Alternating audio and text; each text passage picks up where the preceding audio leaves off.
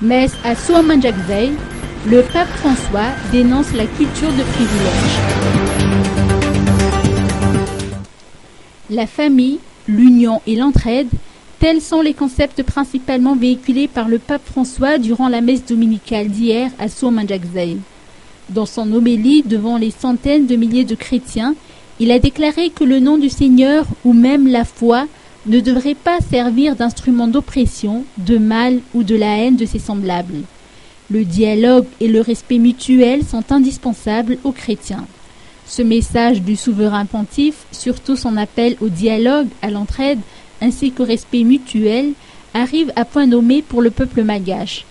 Par ailleurs, le pape a fustigé la culture de privilège qui favorise la corruption et le clivage. Un serment visiblement adressé à l'endroit des politiciens malgaches.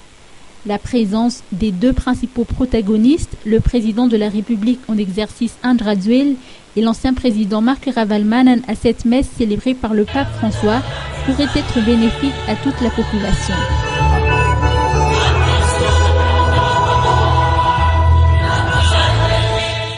Après avoir présidé la Sainte Messe à Souamanjagzei, le pape François s'est rendu à la ville de l'amitié Akamasou, accompagné du président de la République et de son épouse.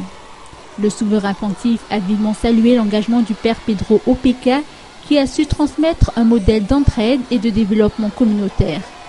Le Saint-Père a adressé un message d'encouragement à l'endroit des jeunes d'Akamasou et les a fortement incités à poursuivre le travail accompli par leurs aînés.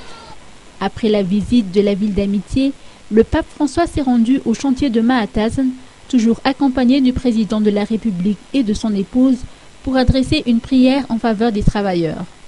Le Saint-Père a porté dans sa prière non seulement les travailleurs d'Akamasou, mais aussi tous les travailleurs de Madagascar. Le pape François a poursuivi sa visite apostolique à l'île Maurice dans la journée et il reviendra à Madagascar en début de soirée. Il quittera la grande île demain dans la matinée.